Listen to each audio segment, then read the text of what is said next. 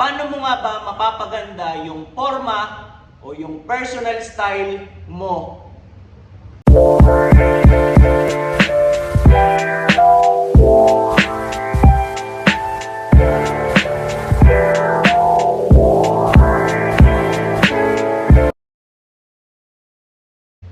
Yo! Para nga pala sa mga hindi nakakilala sa akin, ay Mike Lacson at isa akong stylist para sa sarili kong streetwear brand, Vibes and Vices, at para sa isang creative agency which is Common Creative Department. So sa last episode, pinaliwanag ko nga kung bakit ba mahalaga yung personal style o yung taste natin sa forma. Then ngayon, susubukan ko namang magbigay ng 4 na basic tips kung paano mo mapapaganda yung forma mo. So, game! Yeah, boy! Number 1, maging pamilyar ka sa magandang color combination. And napakaraming ang paraan para magawa mo to, at yung pinakamadali is mag-umpisa ka sa neutral colors which is black, gray, and white. So, as long as pasok dyan sa 3 kulay na nabanggit ko yung pinagsama-sama mo, panigurado hindi sila magiging pangit sa isa't isa. Or yung isa namang option is pwede kang mag-light color sa pantaas hanggang maging dark color pababa. Or vice versa. Tapos aside nga sa paggamit ng neutral colors, or going light to dark from top to bottom or vice versa, pwede mo ring iterno yung kulay ng shirt or hoodie mo sa kulay ng sapatos mo. Bali effective naman tong option na to, lalo na kapag makulay yung pantaas or yung sapatos mo. Kasi sa ganitong paraan, kahit nga makulay yung isa sa kanila, maiiwasan mong maging baduy or loud yung dating mo kasi nga synchronized naman sila sa bawat isa. Tapos syempre, plus points pa to sa dating mo kasi magmumukha talagang pinagandaan or pinag-isipan mo yung forma mo. Damn! Then, bukod nga dito sa mga nabanggit kong options, syempre pwede ka rin mag-experiment ng iba pang mga style. Nice. Ako personally, masasabi ko nga na madalas akong mag-explore sa forma ko ngayon, lalo na nung nakaranas ako ng mga modeling gigs. Pero kahit na nilalaro ko yung mga sinusuot ko, basically yung nagiging foundation and guide ko pa rin is yung mga nabanggit kong options kanina.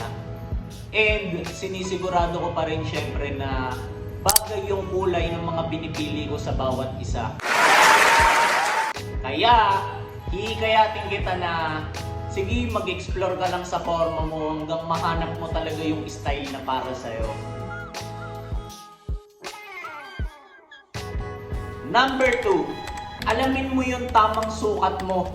Then yes, alam ko na napakasimpleng bagay lang neto, pero napakalaki rin ng impact sa kung paano tayo pumorma. Bali magkakaiba kasi tayo ng body frame eh. Kaya huwag kang piling payat. Hindi, joke lang. Then, alam ko na ang streetwear is naka-default sa baggy or sa loose sa fitting.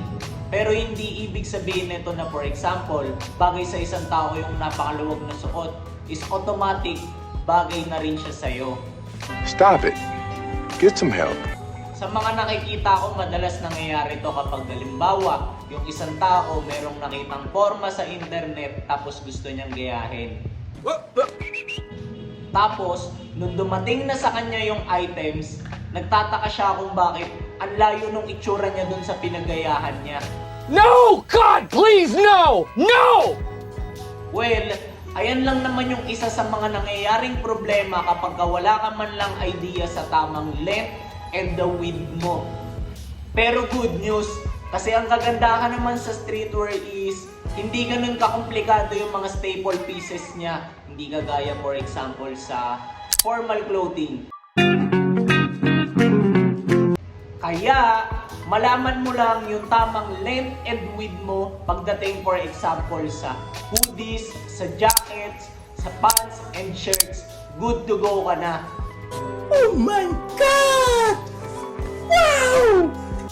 Number 3, isang matingkad na item lang yung gamitin mo.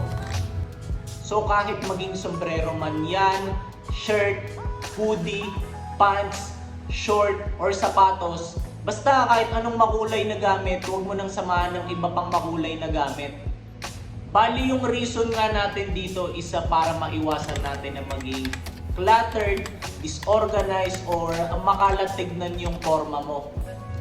Pero kung gusto mo talagang pagsamahin yung dalawang matingkad na items, gaya nga ng sabi ko kanina, I would suggest na dapat magkatulad or magkalapit man lang sila ng kulay.